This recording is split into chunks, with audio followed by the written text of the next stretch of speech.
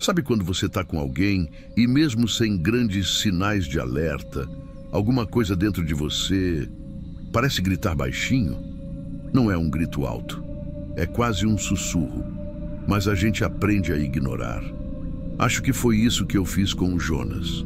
A gente estava junto fazia pouco mais de 6 meses. Ele era o tipo de cara que parecia intenso, sabe? Mas não no mau sentido. Pelo menos no começo. Ele era do tipo que mandava flores no trabalho, que escrevia carta à mão, que queria me ver todo dia. Eu achava aquilo tudo meio exagerado, mas ao mesmo tempo, depois de uns relacionamentos mornos, aquele fogo todo parecia apaixonante. E aí veio o tal convite. Vamos passar um fim de semana só nosso, longe de tudo, longe do celular, do barulho, só eu e você. Te preparei uma surpresa. Ele falou isso com um brilho no olhar que me deixou até meio culpada por duvidar.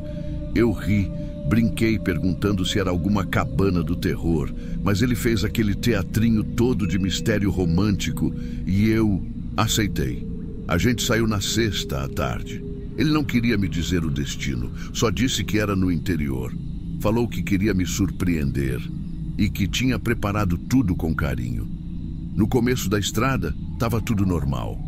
A gente colocou uma playlist nossa, riu de umas bobagens. Paramos para comprar salgadinhos numa conveniência. Parecia uma viagem de casal qualquer. Mas depois de umas 3 horas, ele saiu da rodovia principal e entrou numa estradinha de terra. A estrada foi ficando cada vez mais esquisita. Quase não passava carro. Eu perguntei, Jonas, a gente está indo para onde exatamente? E ele respondeu sorrindo, confia em mim, amor. Vai valer a pena. Quero que esse fim de semana seja inesquecível para a gente. Foi a primeira vez que eu senti um gelo no estômago. Não medo, mas um incômodo. Só que aí ele pegou na minha mão e sorriu de um jeito tão calmo, tão seguro de si, que eu deixei passar. Chegamos num lugar bem isolado. Uma casa pequena, de madeira, no meio de um terreno todo cercado por mato alto. Tinha uma cerca velha e um portão de ferro que ele trancou com um cadeado assim que a gente entrou. Ali, meu coração deu uma batida diferente. Precisa trancar o portão assim com cadeado? Claro, aqui é interior, segurança nunca é demais. Ele respondeu rindo. De novo, aquele sorriso calmo. Lá dentro, a casa tinha um clima meio estranho. A decoração era simples, mas parecia antiga. Tinha umas cortinas grossas, móveis velhos de madeira escura, nenhum sinal de TV ou internet. E o celular? Sem sinal, nenhuma barrinha.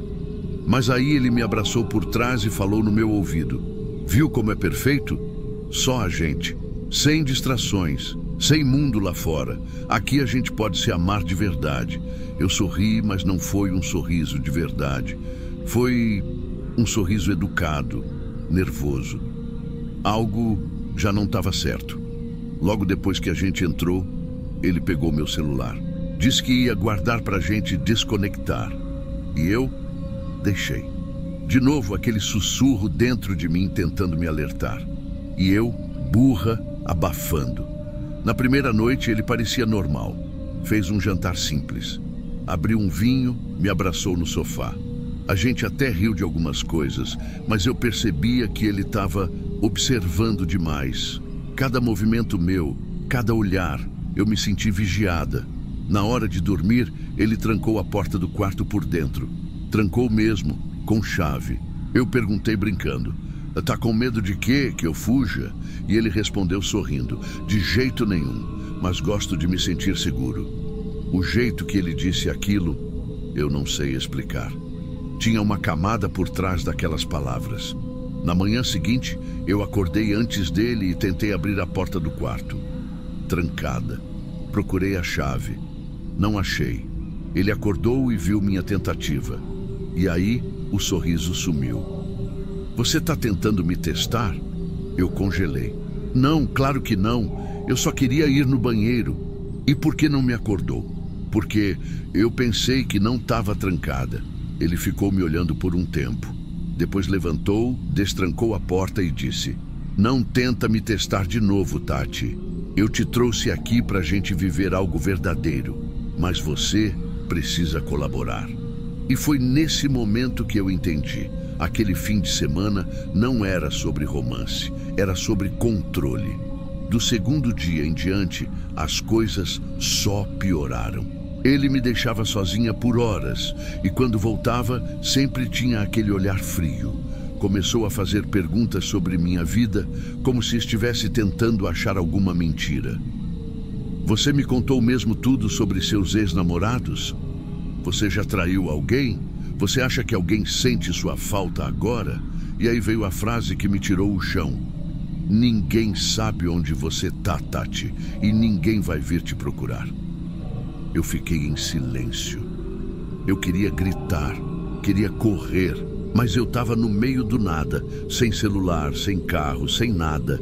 Ele começou a me vigiar o tempo todo. Se eu ia até a janela, ele perguntava por quê. Se eu olhava para o portão, ele se aproximava.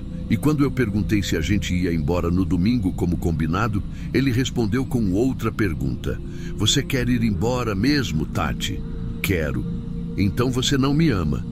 Jonas, isso não tem nada a ver. Claro que tem. Porque se você me amasse de verdade, ia querer ficar aqui, longe de tudo, só a gente, para sempre. Ali eu comecei a chorar. E ele ficou me olhando, frio.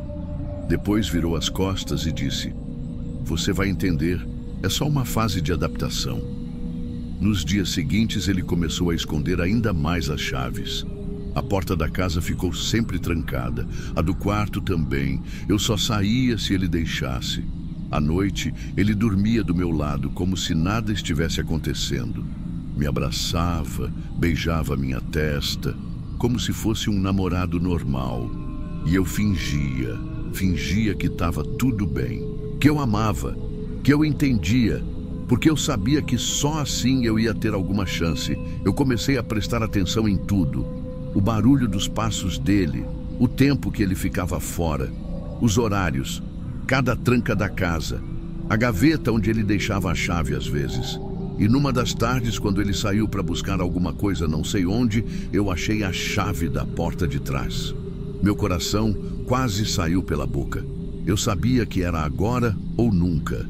Coloquei um casaco, peguei o que deu, respirei fundo e saí correndo, descalça mesmo, pela estrada de terra. Andei por horas, com medo, com frio, me escondendo sempre que ouvia barulho de carro. Até que encontrei uma casa, uma daquelas de fazenda, com um senhor na frente. Quando ele me viu naquele estado, chorando, suja, desesperada, ele entendeu na hora. Me levou para dentro, me deu água, chamou ajuda. O resto é o que vocês já imaginam. Delegacia, depoimento, boletim. Ele foi preso, mas depois saiu. Não sei onde está. Só sei que, desde aquele fim de semana, eu não durmo direito. Eu ainda acordo no meio da noite com o som imaginário das trancas. Eu ainda olho para trás toda vez que estou andando na rua. E por mais que hoje eu esteja longe dele, eu nunca mais fui a mesma. Porque quando alguém que você ama vira o seu cativeiro, você não sai de lá só com o corpo. Você sai faltando pedaço. Depois de tudo, muita gente me perguntou por que eu aceitei ir. Por que eu não desconfiei? Por que eu deixei ele pegar meu celular? E eu entendo essas perguntas. Mas o que ninguém entende, a não ser quem já passou por algo assim, é que quem faz esse tipo de coisa não chega mostrando as garras. Eles chegam com flores, com voz mansa, com promessas de amor eterno. A violência, às vezes, não grita. Ela sussurra, ela se disfarça, ela se esconde dentro de palavras bonitas.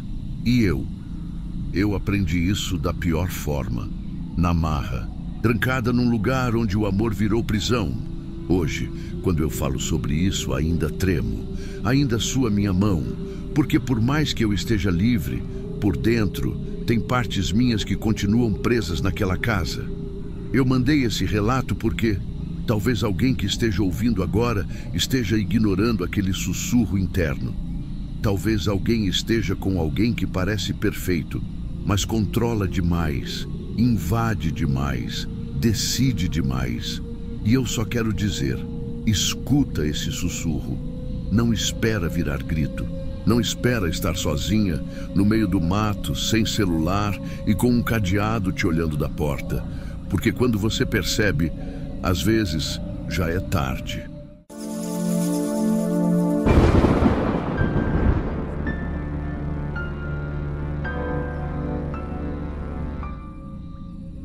Você já se pegou encarando uma tela apagada, como se estivesse tentando encontrar alguma parte sua que ficou presa ali dentro? Eu me lembro de estar sentada no chão da sala, com as pernas dormentes e a cabeça encostada no sofá e o rosto dele me olhando pela TV. Quer dizer, não exatamente ele. Era um ator, mas a expressão era dele, o jeito de falar. As palavras, aquelas malditas palavras, eram exatamente as que ele costumava dizer. Isso foi logo depois que eu tentei ir embora pela primeira vez. Mas calma, deixa eu começar de antes, porque eu preciso respirar para contar isso. Eu conheci o Eduardo quando eu tinha 23 anos. Eu tinha acabado de sair de um relacionamento super instável e ele apareceu como um homem de verdade. É isso que ele dizia, pelo menos. Ele tinha 38 na época. Tinha carro, casa própria, um jeito maduro de falar e sempre me dizia que eu era diferente das meninas da minha idade. No começo, parecia que ele me adorava, que ele me via. Ele prestava atenção em cada detalhe. Se eu comentava que gostava de chá de camomila, ele aparecia com uma caixa diferente. Se eu dizia que dormia mal, ele me mandava mensagem perguntando como eu tinha dormido. Isso foi encantando, claro, só que o que eu não percebia naquela época é que ele não prestava atenção em mim porque se importava. Ele fazia isso para me ter completamente sob controle. Aos poucos, tudo foi virando outra coisa. Ele começou a me pedir para parar de usar determinadas roupas, dizendo que homens olhavam demais. Depois, pediu para eu deixar de sair com algumas amigas, porque elas não eram boas influências. Depois, veio o papo de que o meu emprego me afastava demais dele. E quando eu vi, eu já estava só ele e eu. E mesmo assim, me sentindo sozinha o tempo inteiro. Eu me lembro muito bem da primeira vez que ele me fez sentir medo. A gente estava jantando em casa e ele me perguntou se eu ainda conversava com o Rafael, um amigo meu da faculdade, com quem eu só falava de vez em quando, pelo Instagram. Eu disse que não, porque era verdade. E ele ficou em silêncio por uns segundos. E depois disse: "Eu sei que você fala com ele. Eu vi." E me mostrou um print da minha conta. Eu não sei como ele entrou no meu Instagram, mas ele tinha feito isso. Ele sabia minha senha. E ao invés de gritar ou brigar, ele simplesmente sorriu e disse: "Agora você entende por que eu não confio?" Naquele dia, eu entendi que eu não estava num namoro. Eu estava num cativeiro emocional. Ainda assim, eu continuei lá, por medo, por costume. E porque depois de tanta manipulação, eu já nem confiava mais no que eu mesma sentia. Até que chegou o dia em que eu tentei sair. Eu tinha juntado umas roupas numa mochila, escondido umas economias e combinado com uma amiga para ficar uns dias na casa dela. Mas ele descobriu. Eu não sei como. Talvez ele tenha visto as mensagens. Talvez tenha desconfiado. Só sei que ele chegou em casa mais cedo do trabalho, trancou a porta e disse que precisava me mostrar uma coisa. Foi nessa noite que tudo começou. Ele ligou a televisão e colocou um vídeo. No vídeo, tinha uma mulher que parecia comigo. Muito. Mesmo cabelo. Mesmo jeito de andar. E ela estava com outro cara. Estavam num motel. Era nítido. Ele pausou o vídeo bem no meio e olhou para mim. "Isso é o que você vai fazer quando me deixar." Eu tentei rir. Achei que era uma brincadeira, mas ele estava sério. "Você acha que vai sair por aí e viver feliz?" "Não. Eu sei como vocês funcionam. E eu só tô te mostrando o que já está escrito." Naquela noite, ele me obrigou a assistir o vídeo inteiro. Disse que era uma forma de cura, que era para eu aprender a lidar com a minha natureza. Eu chorei, pedi para ele parar, tentei sair da sala, mas ele trancou a porta. Disse que só ia abrir quando terminasse. E no fim, ainda me obrigou a dizer que eu era igual àquela mulher do vídeo. No dia seguinte, ele agiu como se nada tivesse acontecido. Me trouxe café na cama. Disse que tinha feito aquilo para o nosso bem. E assim começou o ciclo. Toda noite, ele colocava um vídeo novo, sempre com uma mulher parecida comigo, sempre me traindo. Às vezes com um cara só, às vezes com vários, às vezes em lugares públicos, às vezes com pessoas que eu conhecia. Sim, ele chegou ao ponto de contratar atores parecidos com conhecidos meus, colegas de escola, um ex-namorado antigo, até meu primo. E eu só assistia, de olhos inchados, coração batendo como se fosse explodir, sem saber mais o que era verdade. Ele dizia que era um dom, que ele via o futuro e que aquelas eram visões do que eu faria caso o deixasse. E eu comecei a acreditar. Eu comecei a duvidar da minha própria memória, da minha sanidade. Cheguei a pensar que talvez eu tivesse feito alguma coisa e não lembrasse. Ou que aquelas mulheres realmente fossem eu, em outras versões, sabe? Parece loucura, mas quando você vive sob manipulação constante, sua mente começa a ceder. Eu fiquei meses nessa prisão invisível. E o pior de tudo é que ele nunca me bateu, nunca gritou comigo. Ele fazia tudo com calma, com carinho até, como se fosse o certo. Até o dia em que eu descobri a verdade. Eu estava limpando o quarto e achei um HD externo atrás do armário. Eu não devia ter mexido, eu sei, mas alguma coisa dentro de mim impediu. Quando eu liguei o HD no notebook, eu vi as pastas, centenas delas, com datas e nomes. Quando eu abri, eu congelei. Eram vídeos meus, vídeos nossos, íntimos, gravados sem meu consentimento. Todos os momentos que eu achei que eram só meus e dele estavam ali. E mais, editados. Ele pegava partes das nossas noites juntos e colocava outros rostos no lugar dele. Às vezes no meu lugar, às vezes nos dois. Usava efeitos, cortes e depois dizia que era visão do futuro. Naquele momento, eu senti nojo. Um nojo tão grande que eu vomitei ali mesmo. E quando ele chegou em casa, eu confrontei. Ele sorriu, como se fosse uma criança flagrada roubando doce. "Você achou minha arte?" Ele perguntou. Arte. Ele chamava aquilo de arte. E ainda teve coragem de dizer que aquilo tudo era uma forma de me proteger. Que se eu soubesse como o mundo é, eu entenderia que ele estava me salvando de mim mesma. Foi nesse dia que eu decidi fugir. De verdade. Eu não podia mais viver ali. Então, na primeira chance que eu tive, eu saí com a roupa do corpo, com o celular desligado, sem dizer nada para ninguém. Fui para casa de uma prima distante, em outra cidade, e fiquei meses sem sair, com medo de que ele me achasse. E ele tentou. Mandava mensagens, criava perfis falsos, dizia que ia liberar os vídeos, que ia mostrar para minha família, que ninguém ia acreditar que eram montagens. E sabe o que doeu mais? É que algumas pessoas realmente viram os vídeos. Sim, ele espalhou. E muita gente acreditou. Me chamaram de promíscua, de falsa, de traidora. Mas outras pessoas me acolheram, me ajudaram, me ouviram. Hoje eu estou tentando reconstruir. Ainda tenho medo. Ainda tenho vergonha, mas contar isso aqui é um passo. Porque ninguém merece passar por isso. Ninguém merece ser tratado como propriedade, como um personagem na mente de alguém doente. Se você está ouvindo isso e reconhece alguma coisa, corre, não espera. Não acredita que vai mudar. Abusador não muda. Ele se adapta, ele aperfeiçoa. E eu sei que tem gente que pode achar que isso é exagero, que ninguém faria algo assim. Mas eu vivi.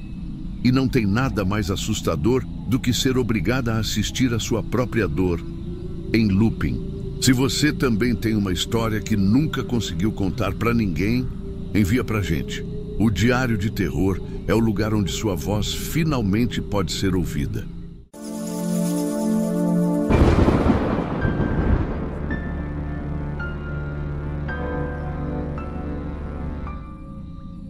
Sabe quando você olha para trás e percebe que ignorou todos os sinais?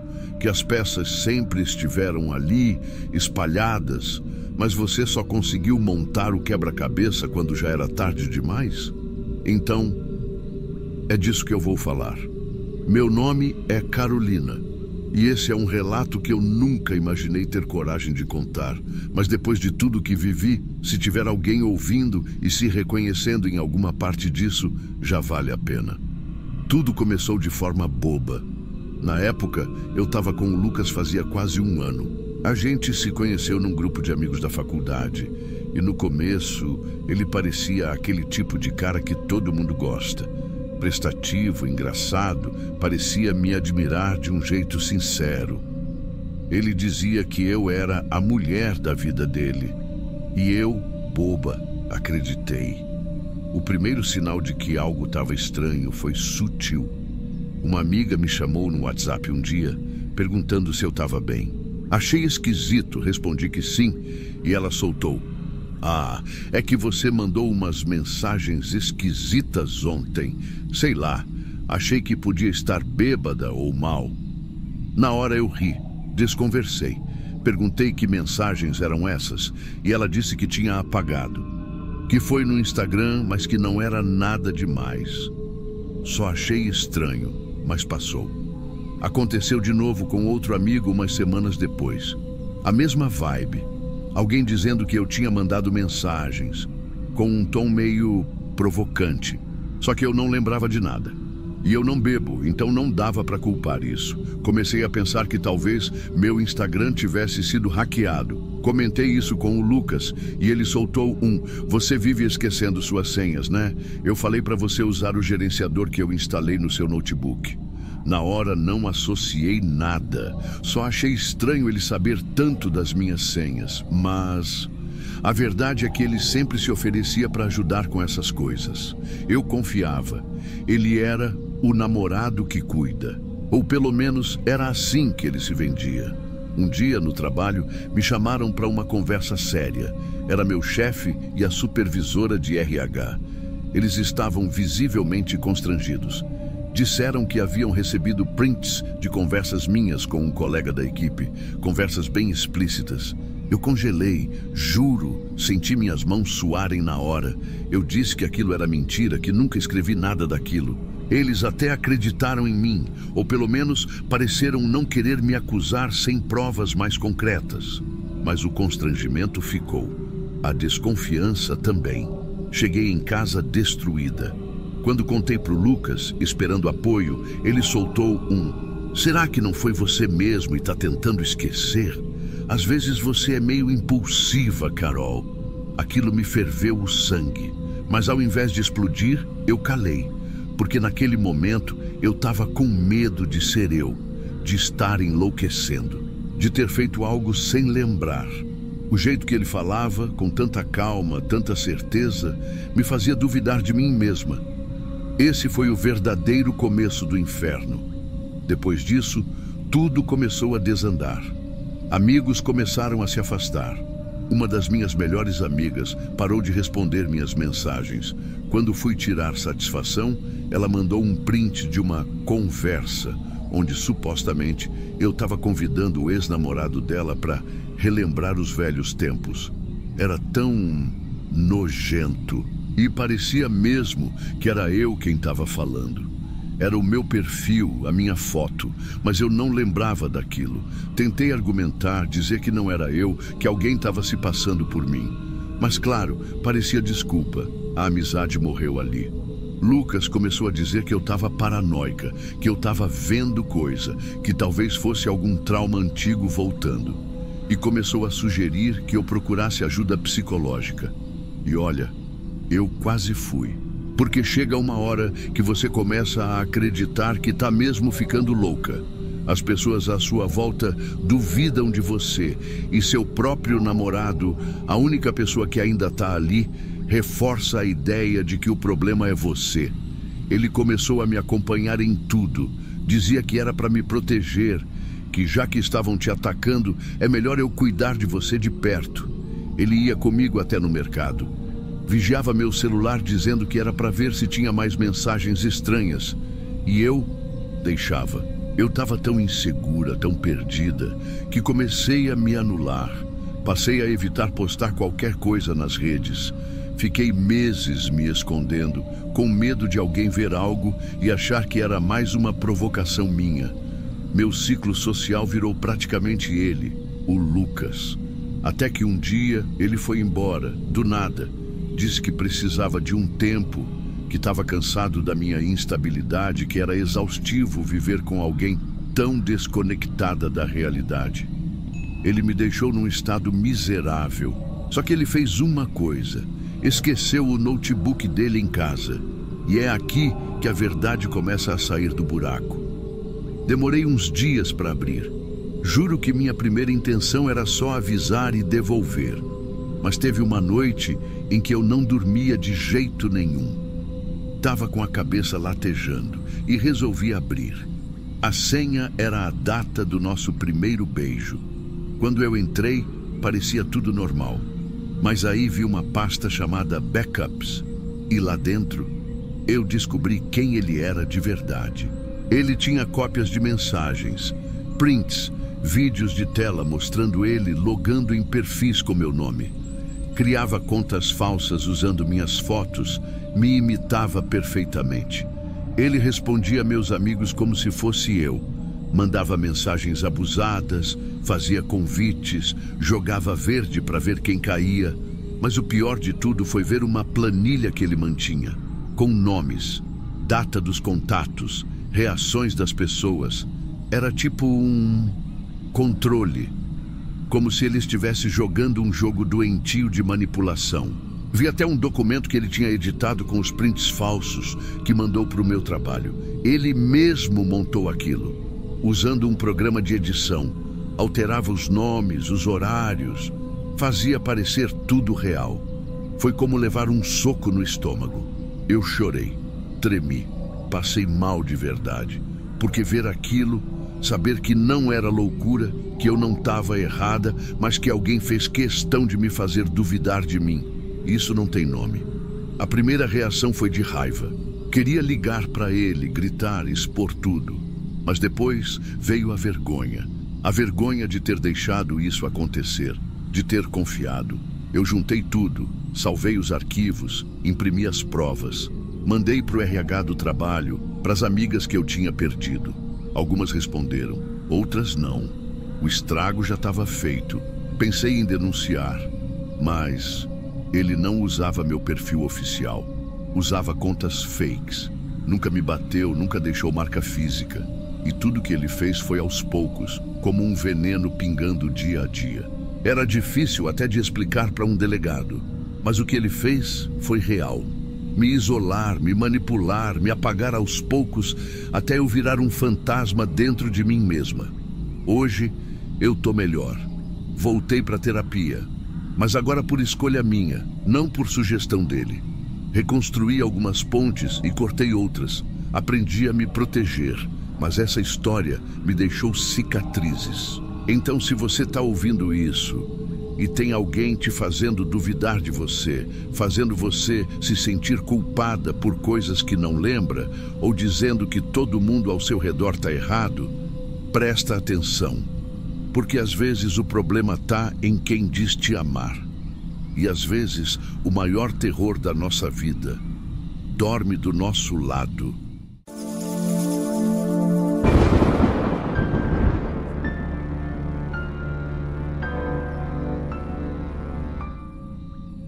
Sabe quando você começa a lembrar de uns detalhes que na hora não pareciam nada demais, mas agora fazem todo o sentido? Então, eu tô nesse momento. Hoje eu sei que meu casamento nunca existiu de verdade. Ou melhor, existia no papel, nos boletos divididos, no mesmo teto, mas emocionalmente Eu era só um figurante, um álibi, um disfarce. Meu nome é Yuri e eu vivi quase 6 anos com uma mulher que eu achava que me amava, Ana. A gente se conheceu num grupo de amigos, num churrasco, e foi tudo muito natural, muito gostoso no começo. Sabe aquela sensação de finalmente encontrei alguém que me entende? Era isso, pelo menos da minha parte. A gente foi morar junto depois de 1 ano. Casamento no civil veio depois de 3, e se você visse de fora, diria que a gente era feliz. Tinha nossas tretas, como todo casal, mas eu juro que eu achava que a gente estava firme. Mas aí começam aqueles pequenos incômodos. Pequenos, mas que vão se empilhando igual uma pilha de louça suja que você vai ignorando até não dar mais. Começou com umas coisas bobas. Por exemplo, sempre que eu falava em visitar ela no trabalho, ela desconversava. Ela dizia que o ambiente era chato, que os colegas eram fechados, que o chefe era escroto. Eu entendia, claro, até porque no começo você não pensa maldade nenhuma, né? Outra coisa, ela nunca postava foto nossa, nem nos nossos aniversários de namoro, nem no dia do nosso casamento. Eu até tentei brincar com isso uma vez. E aí, esposa, tô muito feio para aparecer no seu Instagram? Ela riu, deu um beijo rápido no meu rosto e soltou um besteira sua. Foi só isso, mas ficou. E sabe o que mais ficou? Aquele hábito de olhar o celular escondido. Sim, eu sei, ninguém é santo. Mas quando alguém começa a sair para o quintal para atender ligação falando baixo, ou se tranca no banheiro com o celular na mão, alguma coisa está errada. Mas o que realmente virou a chave foi uma noite. Eu tinha perdido o sono e desci para pegar água. Era umas 3 da manhã, e quando passei pela sala, vi a luz do celular dela acesa. Ela estava no sofá, de roupão, e sussurrando. Eu juro por Deus, ela não me viu, e eu fiquei ali, parado, na escada. Não consegui ouvir tudo, mas peguei um trecho. Ele está dormindo, fica tranquilo, amanhã eu dou um jeito. Aquilo gelou minha espinha. Fiquei ali uns segundos tentando entender. Não era minha mulher que estava ali, era outra pessoa, fria, calculista. Na manhã seguinte, agi como se nada tivesse acontecido. Mas dentro de mim, um alerta já estava gritando. Eu comecei a observar mais. E quando a gente começa a observar, é como se um véu caísse dos olhos.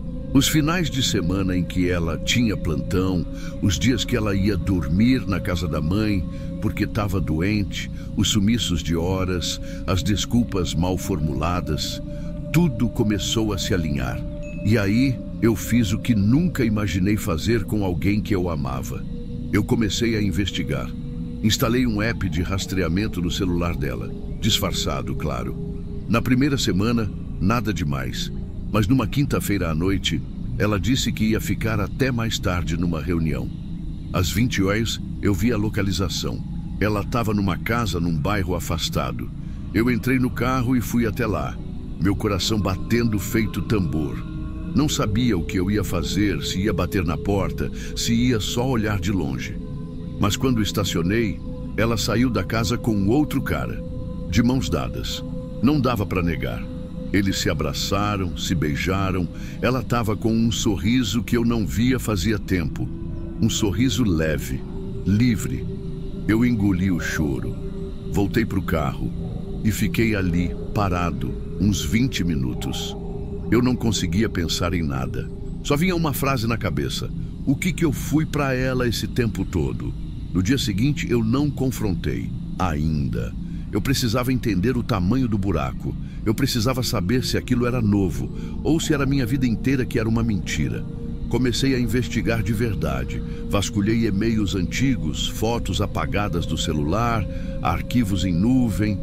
E aí eu descobri que aquilo ali não era um caso recente. Ela estava com aquele cara há mais de 4 anos. 4. E o pior, Ela dizia para ele que morava sozinha, que tinha uma rotina de trabalho puxada e que por isso não conseguia dormir com ele todos os dias.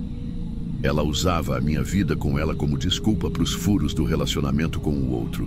E ao mesmo tempo, usava o relacionamento com o outro para justificar os sumiços para mim. Ela manipulava a realidade para os dois lados. Ela mentia tão bem que parecia que acreditava. Eu li mensagens antigas, prints de conversas no e-mail. Ela chegou a inventar para ele que tinha um irmão com depressão e que por isso passava muito tempo cuidando dele. Esse irmão era eu. Ela me apagou da vida dela como marido e me encaixou como um parente doente para sustentar a mentira com o outro. Você tem noção do que é isso? Quando eu finalmente confrontei, ela não chorou, não implorou, não gritou. Ela simplesmente sentou no sofá e cruzou os braços. E disse com a maior calma do mundo: "Você vasculhou minhas coisas, violou minha privacidade", como se eu fosse o vilão da história. Eu respirei fundo e disse: "Ana, eu só quero ouvir de você. Por quê? Por que você fez isso comigo?" E ela respondeu: "Porque era conveniente. Você sempre foi tranquilo, previsível. Eu precisava de estabilidade, ele de emoção. Cada um cumpria um papel. Sabe quando falta o ar?" Eu fiquei em silêncio. Ela levantou, pegou uma mala que já estava meio pronta no armário e saiu. Sem um pedido de desculpas, sem arrependimento. Como se tivesse indo fazer supermercado. Depois disso, descobri que ela já tinha alugado outro apartamento fazia 2 meses. Ou seja, ela já estava se preparando para sair. Só estava esperando o momento conveniente. E eu fui só a ponte. Um trampolim. O plano B confortável. Demorei muito para contar isso para alguém. Tive vergonha, sabe? Vergonha de ter acreditado, de ter sido cego, de ter sido enganado tão friamente. Hoje eu conto porque sei que muita gente passa por isso. E às vezes a gente fica se culpando achando que deu mole. Mas tem gente que mente com uma naturalidade assustadora. Gente que constrói 2, 3 vidas paralelas como se fosse um jogo. Eu demorei para me reconstruir, mas estou aqui. Contando isso porque se alguém estiver ouvindo e desconfiar que está vivendo um casamento de papel, não espera tudo desmoronar para agir. Presta atenção nos detalhes, no que não é dito, no que é escondido demais. Às vezes, o silêncio diz mais do que qualquer declaração de amor.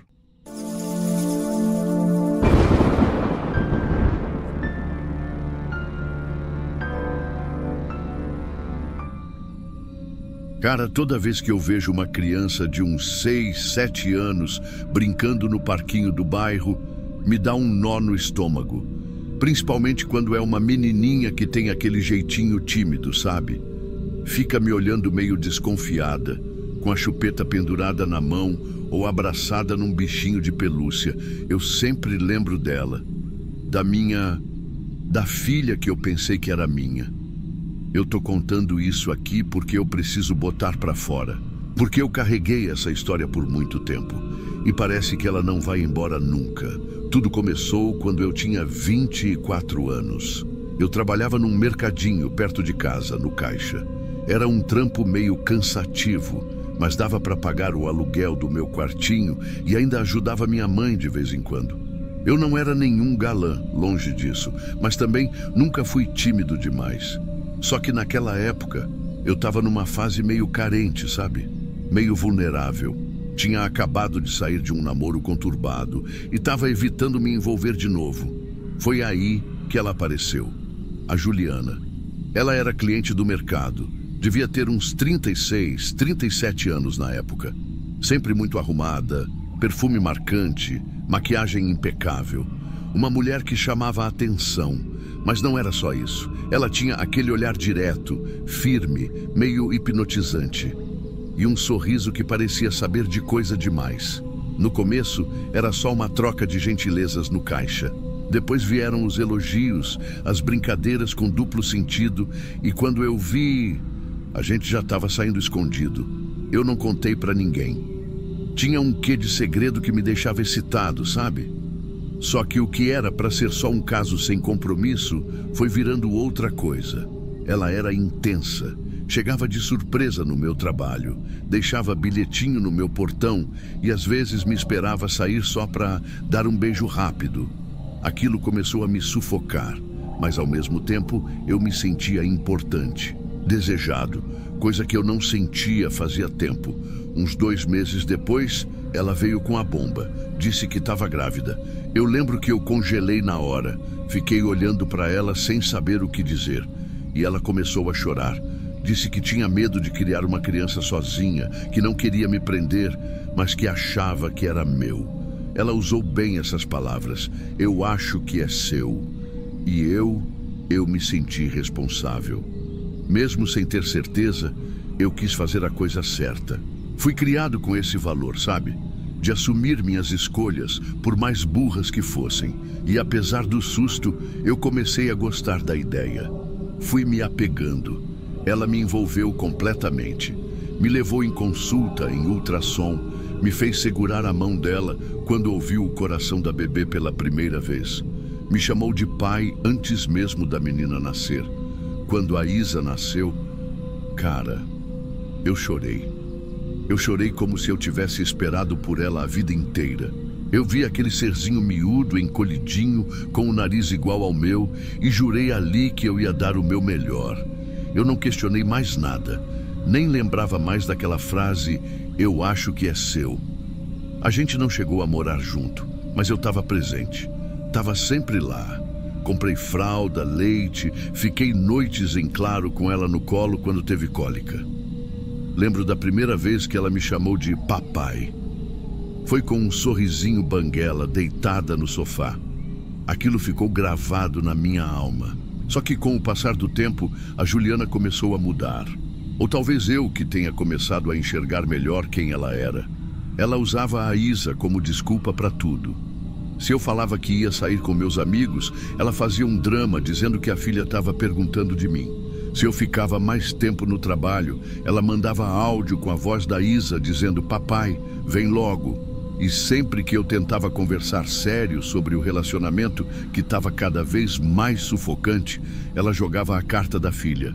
Dizia que eu era o porto seguro da Isa, que não podia crescer sem pai, que eu ia traumatizar a menina.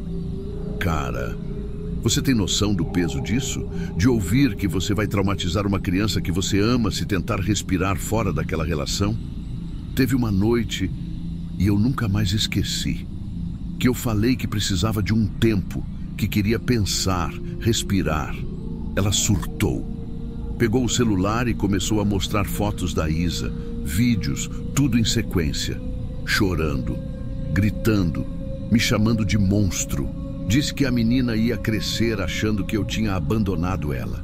Eu dormi na calçada da casa dela naquela noite, sentado, sem coragem de sair, mas sem conseguir entrar. Os anos foram passando e eu fiquei naquele ciclo. A cada tentativa de romper, ela usava a Isa como escudo. E não era só emocional. Ela começou a ameaçar me impedir de ver a menina. Dizia que ia sair da cidade, que eu nunca mais ia ter contato. E aquilo me quebrava. Porque eu amava aquela menina. Eu era o pai dela. Eu acreditava nisso com cada célula do meu corpo. Só que aí veio o começo do fim. Isa estava com 4 anos quando teve uma emergência no hospital, uma infecção grave, e a médica sugeriu que os pais fizessem um teste genético para entender melhor o tratamento. Foi aí que tudo desmoronou. A médica chamou a gente numa salinha reservada. Eu achei que era para explicar o tratamento, mas ela veio com um papel na mão. Disse com todo o cuidado do mundo que, pelos testes feitos, eu não era compatível biologicamente com a Isa. Eu lembro de ficar parado, olhando para ela, tentando entender se aquilo era sério, se tinha chance de erro, se ela estava confundindo os nomes. Mas não. Ela mostrou o laudo, explicou tudo e eu desabei. A Juliana tentou disfarçar. Tentou dizer que devia ser erro do laboratório. Mas a médica explicou com paciência que os dados estavam corretos. E aí, sem saída, ela confessou. Ela sabia que havia saído com outro cara na mesma época em que engravidou, mas preferiu dizer que era meu, porque sabia que eu ficaria. Disse que, se fosse outro, talvez tivesse abandonado ela.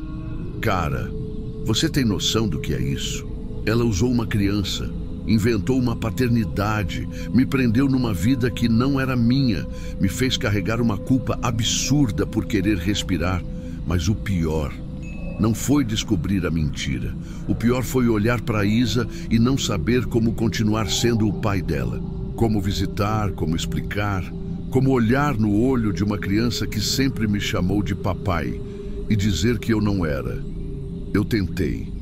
Juro que tentei manter contato. Mas a Juliana dificultou tudo. Disse que agora, já que não era meu, eu não tinha mais direito a nada. E sumiu. Hoje em dia, eu nem sei onde elas moram. Nem se ainda moram no mesmo estado. Só sei que a Isa não tem culpa de nada. Ela era só uma criança usada como ferramenta. E eu fui um idiota. Um idiota apaixonado, carente, que caiu na armadilha de uma mulher que sabia exatamente o que dizer e quando dizer. Eu não consigo mais me envolver com ninguém. Não consigo confiar. Às vezes, acho que nem mereço formar outra família. Porque, no fundo, parece que já tive uma... e perdi. O que ficou foi um vazio, um luto. Porque perder alguém que você amava por morte é uma dor insuportável. Mas perder alguém por mentira é uma dor que você não sabe nem nomear. Se você está ouvindo isso e acha que manipulação emocional não é tão grave assim, pensa de novo. Às vezes, o que te prende não são correntes. É um papai saindo da boca de uma criança que você jurava ser sua. E é isso. Esse foi meu relato. Obrigado por me ouvir.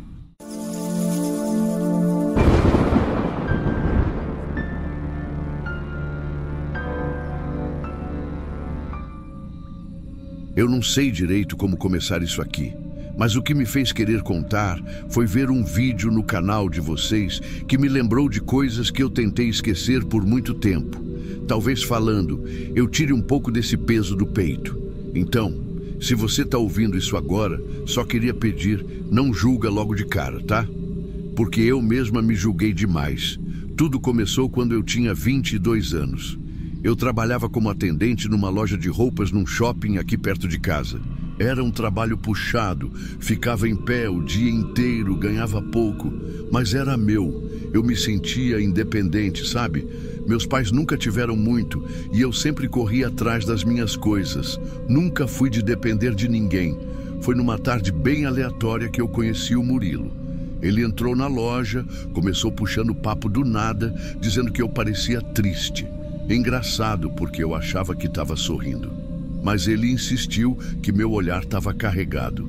Na hora eu só dei risada, achei meio forçado, mas educado e bonito. Ele era uns 10 anos mais velho que eu, se vestia bem, tinha aquele jeito seguro que chama a atenção. E eu, sei lá, estava carente, sabe? A gente trocou número e nos dias seguintes ele começou a me mandar mensagem direto, sempre atencioso, sempre elogiando, me fazendo sentir especial. E eu não estava acostumada com aquilo. Em pouco tempo, a gente estava saindo quase todo dia. Ele falava que queria me tirar daquele ambiente de gente sem educação, se referindo ao shopping, aos clientes. Dizia que eu merecia coisa melhor, que ele queria me ver crescer. Aos poucos, ele foi entrando na minha vida de um jeito que, na hora, parecia carinho. Mas hoje eu vejo que era outra coisa. Ele começou a querer saber com quem eu falava no trabalho, por que eu respondia as mensagens tão tarde, por que eu ria tanto com a fulana ou o fulano. E quando eu falava que era só colega, ele dizia que não confiava, que o mundo era cruel com mulher bonita. Eu me sentia protegida, só que também comecei a sentir vergonha de certas coisas. Vergonha de ir com roupa mais colada para o trabalho, vergonha de postar foto no Instagram. Ele me convencia de que eu estava me expondo demais. E no início parecia só preocupação. Depois de uns 2 meses, ele começou a sugerir que eu largasse o emprego. Dizia que eu podia fazer um curso, estudar, que ele ia bancar tudo, que mulher dele não precisava se desgastar com coisa pequena. E aos poucos, eu fui cedendo. Primeiro reduzi minha carga horária. Depois, pedi demissão. E ele realmente me sustentou, no começo. Comecei a morar com ele pouco depois disso. Me afastei da minha mãe, do meu irmão, não porque eles quisessem, mas porque ele falava que eles me tratavam como se eu fosse uma qualquer, que eles não me davam valor. E olha, eu acreditei. Ele era convincente. Tinha esse jeito de falar calmo, mas cheio de certeza. No apartamento dele, eu não precisava fazer quase nada. Tinha empregada 2 vezes por semana. Ele comprava tudo o que eu pedia. Dizia que eu era a princesa dele, mas eu me sentia presa. Era como se tudo fosse perfeito demais por fora, mas por dentro eu estava murchando. Só que eu não tinha com quem desabafar. Comecei a gravar vídeos com o celular escondido. Não para postar, só para desabafar mesmo. Eu me trancava no quarto e gravava, tipo um diário. Contava como eu me sentia, como sentia falta de ser livre, como eu me odiava por ter deixado tudo chegar naquele ponto. Chorei muito nesses vídeos e depois apagava. Ou pelo menos achava que tinha apagado. O tempo foi passando e o Murilo começou a mudar. As palavras doces deram lugar a piadinhas cruéis. Ele dizia que eu estava ficando gorda, que nem para me arrumar mais eu servia. Quando eu queria sair, ele perguntava: vai aonde? Se eu te dou tudo aqui, para que sair? E quando eu respondia, ele ficava em silêncio. Mas aquele silêncio que pesa, sabe? Que te faz se sentir culpada mesmo sem fazer nada errado. Ele começou a sumir mais também.